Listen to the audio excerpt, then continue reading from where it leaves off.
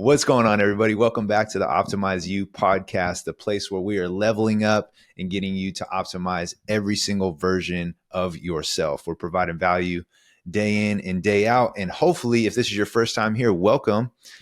We are going to dive in today. We have the new year coming up. So we're going to dive in today and talk about first steps. If you're looking on getting on the bandwagon for losing fat, for building some muscle, and you're not quite sure where to start, we're going to give you the place exactly where to start. So Alex, what's going on, my man? How we doing? Doing good, man. Doing good. Looking forward to this. This is a big one. New Year's resolution. Everybody and their mother is starting to get into the gym, starting to lose weight, whatever it is. And hopefully this episode will just give you some insight on the best way to do that. Because I think what I've just noticed in the past is that people just they dive into the deep end, right? And then it's no wonder that by, what is the date? Like the third week in January or the first week in February, whatever it is out there, that is the day that everybody kind of falls off by. But you can kind of see it if you go to a gym. I know you have a home gym, but I know you went to the gyms in the past, and you kind of see it as somebody who goes consistently to the gym. The first week of January is a shit show. And then it's just a shit show for a while. And then eventually it goes back to normal.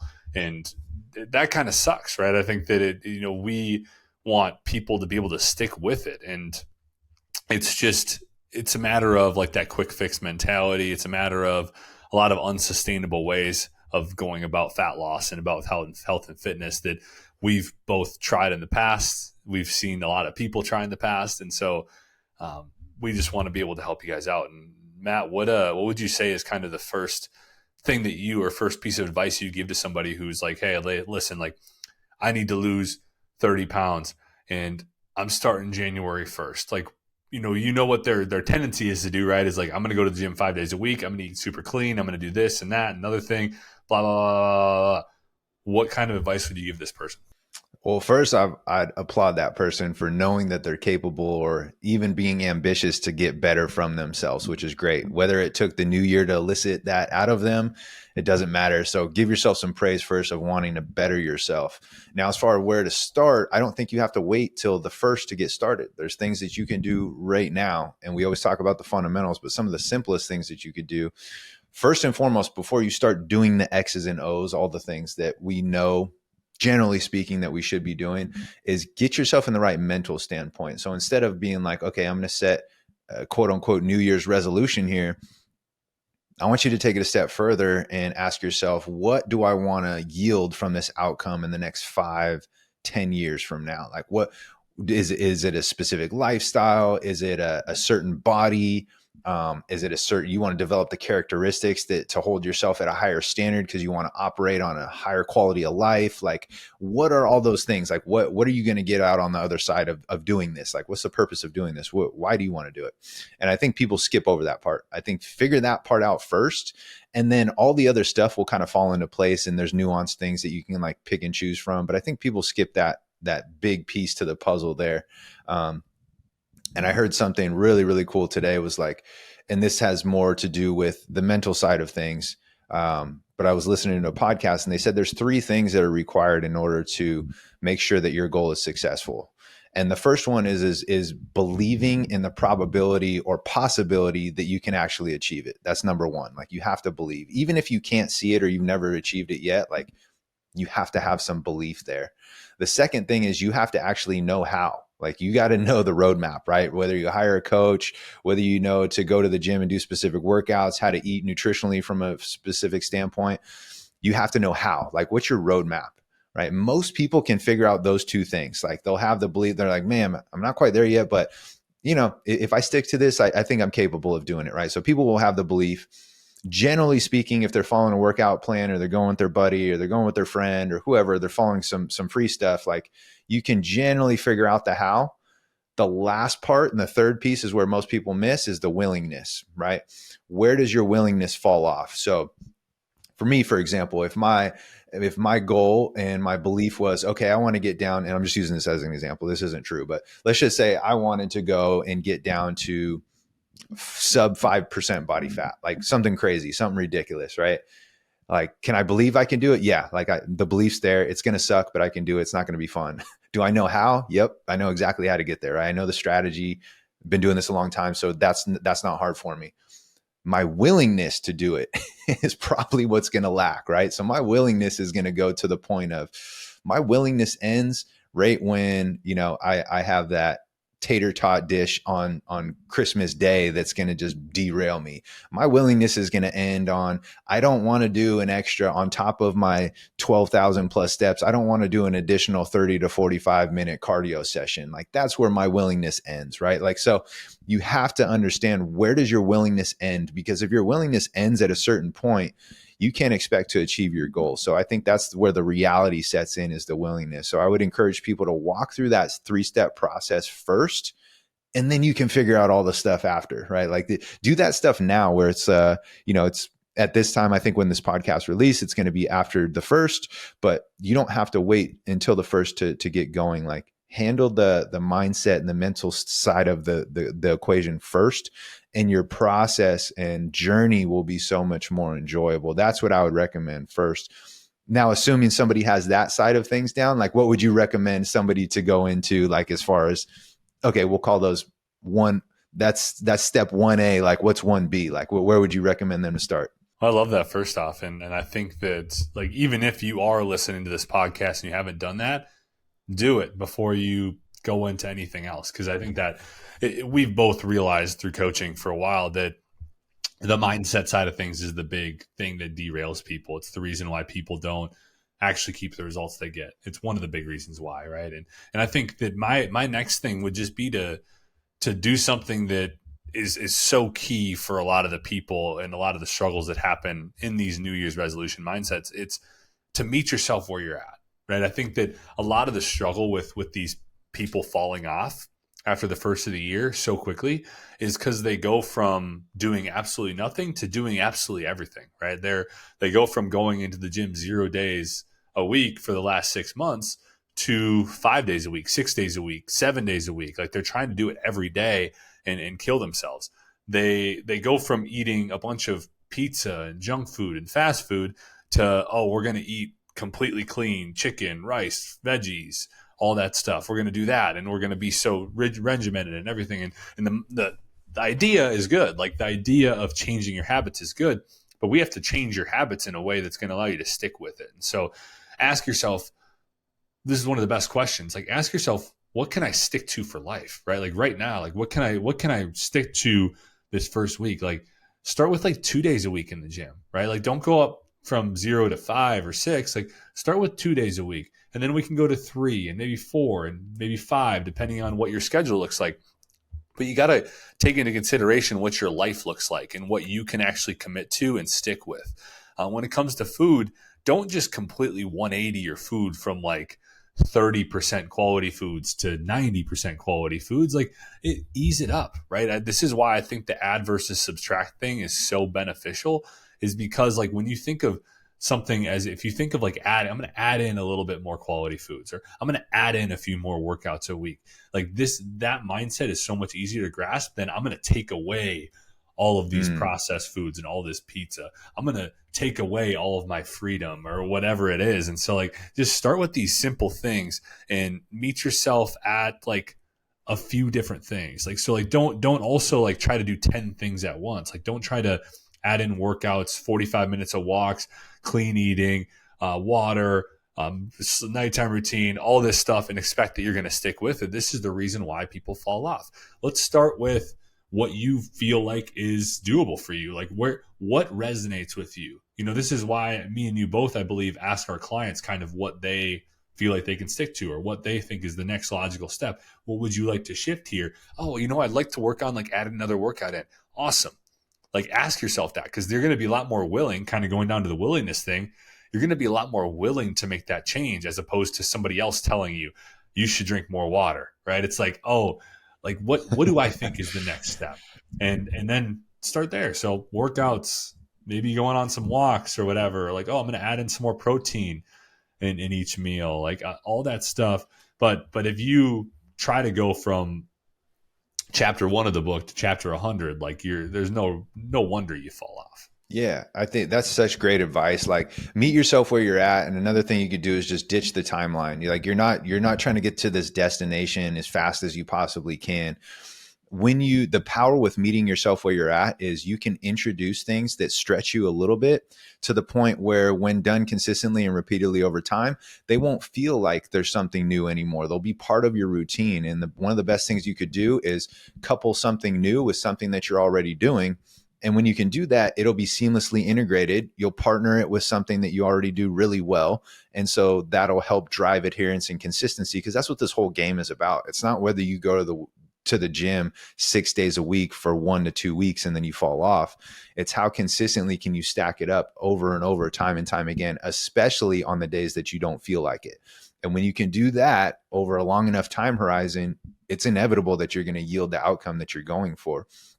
The problem is, don't throw the whole kitchen sink at you from day one, right? So like Alex is saying, slowly integrate some things. Another powerful exercise that people can do too from a nutritional standpoint is, before you start changing your diet and just jumping right into it and eating like what you're currently eating to single ingredient whole foods and like eating this quote unquote perfect way, is write out what you've eaten for the last 7 days. And you can start on day one and just literally, before you start changing your habits completely, is like figure out where you're at right now first. This is a very powerful exercise. Is write it down, log it, however you choose to do it. Some people just write it in a journal. Whatever you can do, just do that for the next 7 days. I say 7 so that you can include the weekends on the days where you have wine night with the ladies, where you go out and have beers at the turn with the boys. Like you include all of those, right? All 7 days. And then once you have your 7 days, look at it, and immediately you can circle maybe 1 or 2 things that you want to change right away. Like just do that. And then you could see your entire week in a snapshot, and it'll stand out to you. Like it'll be glaring. And then you'll immediately be able to see and decipher like, okay, that is not serving me right there. And that's something that I'm willing to change. Boom, you circle it. Right. And it doesn't have to be overwhelming. You don't have to pick like 5 to 10 things. Just pick like 1 to 2 and start there and see if you can do it consistently. And again, to Alex's point, you don't have to completely eliminate these things. Just think like, okay, instead of this, I want to add XYZ, right? I want to add a better option in here, because I'm a huge fan of doing the adding thing. And by default, you'll actually subtract some of the other things that don't serve you, which is kind of cool. And you don't have to think about like, oh, I got to take these things out. No, just do a little bit more of stuff that's actually going to move the needle for you. And by default, you'll create this awareness. You'll be more satiated. You'll be more full, eating higher quality foods, higher fiber content, higher protein, right? These things are all going to benefit you. And by default, some of those other things will just kind of fall to the wayside. You won't even miss them. But if you put in your mind like, oh, I need to eliminate these things and I can never have them again, that's a recipe for disaster in terms of binge tendencies, and the likelihood of you wanting those things that you're cutting out is going to be super high. So yeah, I would err on the side of add in versus take out. And by default, some of those things will kind of just drop off. I love that, dude. The awareness piece is so huge. I'm glad you said that, because people could even go a step further with that. I love that you talked about the food, just tracking your food. You're going to figure out, oh shit, like I'm way low on protein, or, oh wow, I'm eating a lot of like processed junk. Like this, like, oh, can we change that? But then you could also go another step further and like kind of put on the categories of, where's my hydration at? Where's my sleep at? Where is my movement at? My workouts, like those different things on top of the food. If you kind of just even have those different categories, right? Like, okay, food quality, protein, food amount, hydration, sleep, movement, workouts, and you kind of just like, where are you at with each of these things? Then you can do what Matt said, and you could circle, okay, oh shit, this is glaring. Oh, I'm working out 0 times a week. Oh wait, I don't even walk. I never walk. I get 2,000 steps. My Apple Watch says I get 2,000 steps a day. Oh shit. Yeah. Can I get up to 3,000 or 4,000? Like, you know, these simple little things you can figure out where am I willing to make changes? And like, you don't have to make, like Matt said, pick 1 to 2 little areas of that, like 3 max, depending on what you can handle. And just like, let's start making those small changes that you're actually willing to make. And it starts with that awareness piece. So I think I'm glad you talked about that. Yeah, because I think everybody just wants to dive in, right? Like everybody tries to dive in, and like to your point that you said earlier, it's like they go from working out 0 times to like, I'm not going to miss a day. Maybe I'll take the weekends off. Like, okay, great. You went from 0 to 5 days of working out. Like you're going to experience some soreness that you haven't either ever or in a really long time. So you've all of a sudden created this barrier for yourself to go back in the following week. You know what that feels like, so your interest and motivation to want to do that, you're like, oh man, I don't want to feel like that again. Like I beat my body up. Obviously, we know you did too much. You went from 0 to 100. Like, so there has to be a much more gradual approach in the sense that if you can eliminate this arbitrary finish line for yourself and take more of a gradual approach, you can add things on as you go. At the rate at which they stick. So if you're kind of battling with something and it's not sticking for you, then cool, use that as an opportunity to focus on it. Maybe we could take different avenues. Maybe we can implement different protocols to be able to get that to stick. And then once it does and it becomes second nature, now you've opened up your bandwidth and your capacity to take more on. And you'll be able to do things more sustainably versus being part of those crazy statistics. I don't know what they are either. I can't remember them off the top of my head, but instead of just being part of those statistics that are done by, before January is even over, you've quit already. Like, if you don't want to be part of that statistic, it's because people are going from 0 to 100 and trying to do these drastic changes. And obviously we know, and looking back in hindsight, that those aren't going to be sustainable. And if you have the ability to like put yourself forward like 6-12 months from now and then look backwards, and you, if you still want to be looking at yourself and stepping and walking in those shoes and continuously improving your health and your fitness, then you have to do it in a way that's sustainable for you. And each individual is going to be totally different. Yeah, no, absolutely. Yeah, that's a really good point. And yeah, people are, there's just so many different, and another thing I'd add actually to that is just an accountability partner. I think that like enlisting somebody that you're going to do this with, or that you can check in with, or that you can have check in with you. And this is the benefit of coaching. But we've done podcasts, or did a recent podcast on coaching in general and how to pick a coach. If that's what you need, if this is the fifth year in a row that you've, just fallen off your New Year's resolution, like then maybe you need a little bit more accountability. But for somebody who is, you're like, oh, the last year was just the worst year. I gained 25 pounds, and now I really want to get back into what, I know that I can do on a regular basis, my health and fitness. Like, have a friend. Like, there's probably somebody out there that'll help you out. Like, have a friend where you're like, can we just chat every week? Maybe you work out together. Maybe you just have them reach out and see how things are going each week. Like, there's people that are willing to do this for you.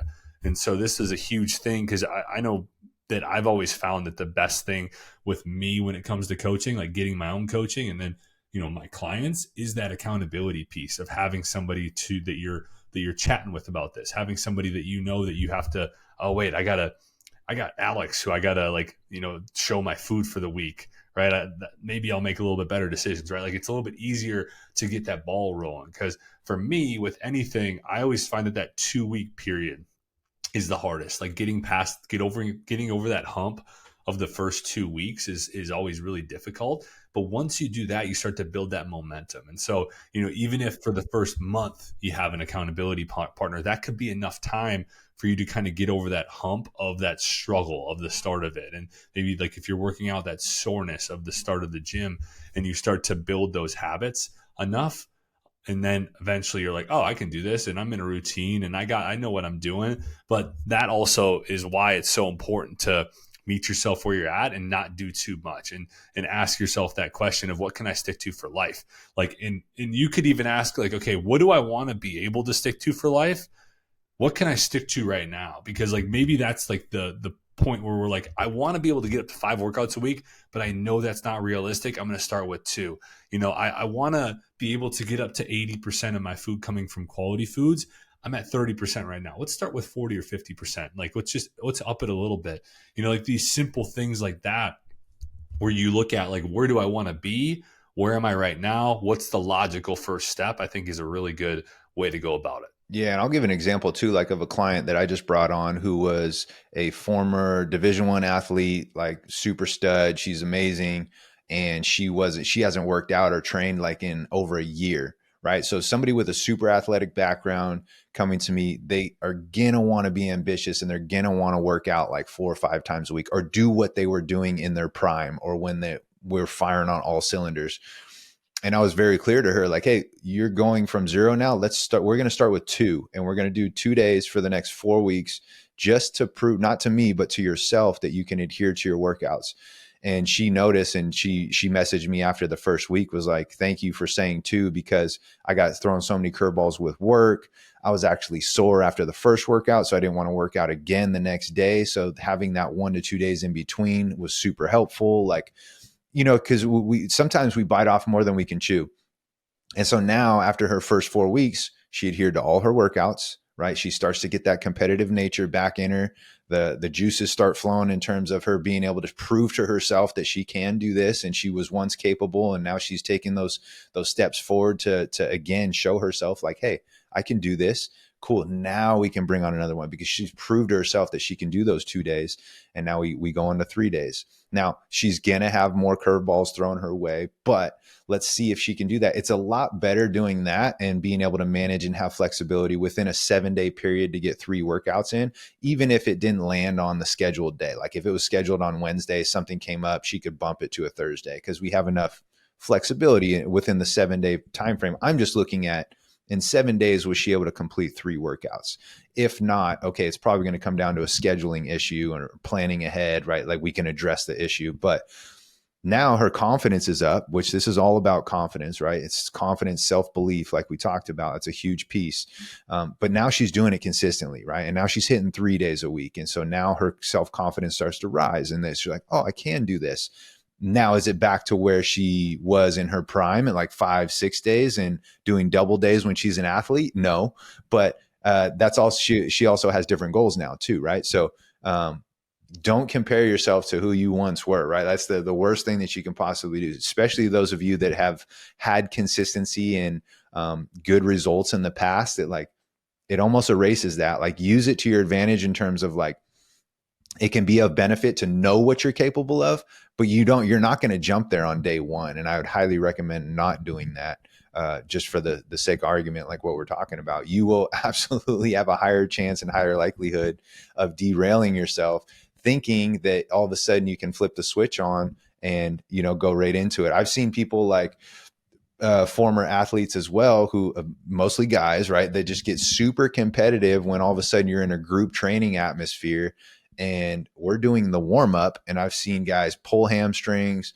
pop Achilles, like, you know what I mean? Because they're trying to compete with the guy next to them, not remembering that they're 45, 50 years old now. They're not 20 years old, like, when they were playing football and baseball in college. Like, so you have to progressively take it step by step, make sure you're going at a rate that's sustainable for you, and just don't be another victim to those crazy percentages of people who fall off or do things too quickly than what they're ready to do, and what they're capable of. Yeah.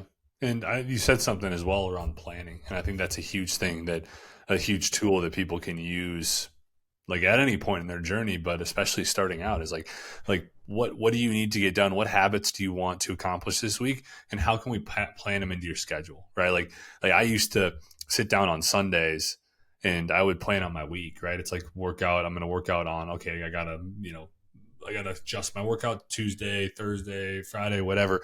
You can kind of figure out what your schedule looks like, and you can always shift if you need to, but put them in there, put them in your calendar, make them a priority. That's what this does, right? When you plan and schedule, it's saying like, this is a priority. Oh, like if I have reminders, if I have certain habits I want to do, if I want to make sure that I'm drinking X amount of ounces of water a day, and I want to make sure that I'm doing 15 minutes of stress management a day, like if that's not in my calendar and I don't have reminders, like I'm going to forget. So like I've always challenged my clients to, like, if we have certain habits we're doing, if they continue to not like do those things, it's like, oh, well, are you reminding yourself to do these things? Right. Or like, do you have like, what do you use to get other stuff done? Right. Like, what do you use to get your work stuff done and make sure that you're accomplishing the deadlines there? Right. Like, this is the same type of thing. It's the same type of thing. If it's a priority, then let's set reminders in a way that works for you to like I would always have people do, like, if they can't remember to do stuff, put like a 1 p.m. reminder. Where am I at with X, Y, and Z? Right? It's like, where am I at with these 3 habits that I got to get done today? Oh shit, I'm not even halfway to my water goal. I better start drinking water, right? Like these type of things where it's like it's really, it's not that much of an excuse. There's going to be shit that happens. There's going to be shit that hits the fan. There's going to be stuff out of your control, but like there's no excuse to forget to do these things, in my opinion. I just think that it's lazy, right? When it comes to that, it's just like, hey, what do you need to do? Like, what do you do for the things that you have to get done, right? It's like, like work, people put like work so much ahead of their physical and mental health. Mm. And it's like literally like you're not going to get as much done there. And so I think that planning and scheduling piece is a huge, just extra little thing that people can use on their journey that's going to help out. And I like to do personally, like the night before. Now it's kind of like, oh, what are my critical tasks? Me and you, we've kind of built up enough habits. We don't necessarily need to look at that stuff, but I do have a habit tracker, a piece of paper that I've talked about a few times on the podcast, where it's like, I have my 5 things that help me feel my best, and I check them off every day once I do them. So like, oh, workout, boom, done. Gratitude, done. 30 minutes of walks, done. Reading 15 minutes, done. Nighttime routine, done. Like, it just, those are the things, and it's not anything crazy. It's stuff that I can all do on my worst day, on the days when I'm super stressed, my schedule's full. And I had to scale that back. I talked about on one of our previous, or maybe a future episode, I don't know what it is. We've recorded a lot recently, that I had 45 minutes of walks on my, like, that was a non-negotiable. And I ran into a day of like 4 or 5 straight days where my schedule was like wall to wall, like crazy, like not much time. And it was stressful on a few of those days to get that 45 minutes in. I'm like, okay, clearly on my worst day, like, it shouldn't be that stressful. So I put it to 30 minutes. I'm like, okay, like on my worst day, I know I can get 30 minutes in. That's not going to be stressful. Now I want to get 45 to 60 in on those other days when it's not stressful. But like having that worst case scenario number for your habits too is a really good way to do it. Cause then you're not like feeling like, oh, I have to get this stuff done, and I'm so stressed, and you set this bar way too high. And then it's so much easier to fall off when you do that. Yeah.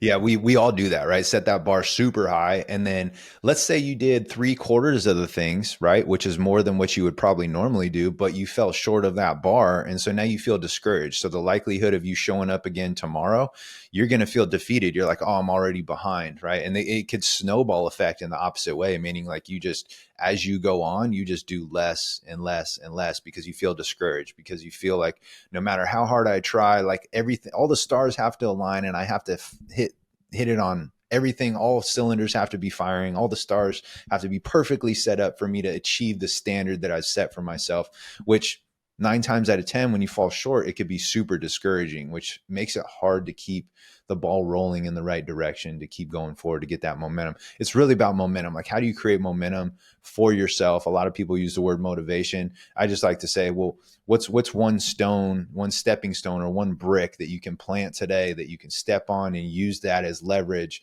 to catapult yourself forward. And then you're going to lay another one tomorrow, and then you're going to lay another one the next day. And doing that and giving that your ultimate focus is going to ensure that you can continue to go along the journey. Now, if you start skipping bricks and you don't lay one down and you just take a 0 on the day, like, not to say it's horrible, but you will be at a standstill for a little bit, right? And you have to, there's that quote with Jordan that I love that always paints a very good picture in my head, is that like from like 1990 to like 1998, I want to say, when Jordan was playing, the Bulls never lost 2 games, more than 2 games in a row. Right. And so I always tell my clients that too. It's like, we can swing, we can miss, but we don't miss more than twice in a row, because if we do, that's now become a decision, right? That's an active choice, meaning like, okay, we've seen this happen before. We've learned from it. And now we're choosing not to make a change here. And we're continuing to repeat this same negative cycle, or this negative effect here. And we're not actively making a difference or a change or an impact here, right? That's different, right? If you swing and you miss, we're going to take L's, right? But taking multiple in a row on the same issue is a problem. That's a choice. And so being able to separate that and differentiate that, I think during your journey is going to be huge. A lot of this stuff comes down to what we choose to do and how we choose to respond and where this is at, right? Between the ears, where's your mindset at? Where's your head at when these things happen?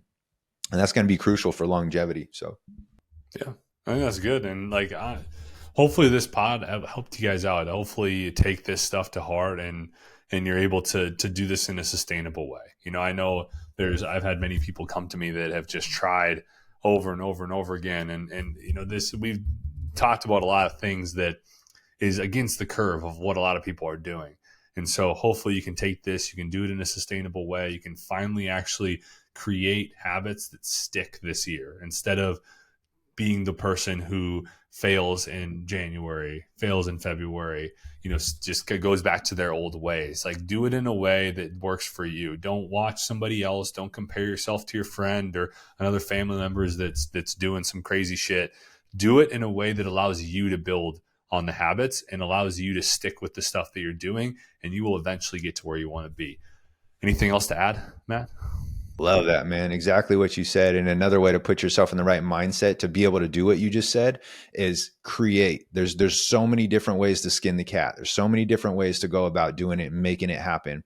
If you put your mindset in the position to create, meaning create the path that's best for you versus trying to copy somebody else's, like that may have worked for them. They got a totally different body. They got a totally different life experience. They got totally different levels of stress. Like just because it worked for them doesn't mean it'll work for you. So put yourself in the mindset of, let me create a path for myself, because there's no necessarily one individual way that's going to work. There's so many different ways that can work. Put yourself in the mindset of, let me create a path that works for me, and I'm going to fix and maneuver and change and shift as I go, and just keep reiterating that process versus, oh, that's the way that I see them doing it. That's the only way that's possible. I'm going to copy them. And then you get caught up in this whole copying scenario of doing what so-and-so's doing versus like, do what's best for you. And in order to do that, you have to create. So get in a creative mindset, whether you have a coach with you helping you, that is your creative process, and shaping and molding and kind of chiseling as you go. Cause I think that's what it comes down to, versus there's no one size fits all. Put yourself in a creative mindset, and you'll set yourself up for success. Hell yeah. Good shit. Well, if you enjoy this, make sure you like, rate us, subscribe. If you're new, subscribe so you don't miss our future episodes. We drop them every Tuesday and Thursday. We appreciate you. Also, if you know somebody who's starting their journey, send this to them. Tell them to listen. Tell them to do this in a sustainable way. Whether that's health, fitness, fat loss, muscle building, whatever journey they're on, this is going to help them be able to stick with it and be one of the small percentage that actually achieves the result and keeps the result long term. So thanks so much for listening, watching to this. We do appreciate all of you. We hope you have a good rest of the day, a good rest of the week, and we'll be talking to you soon.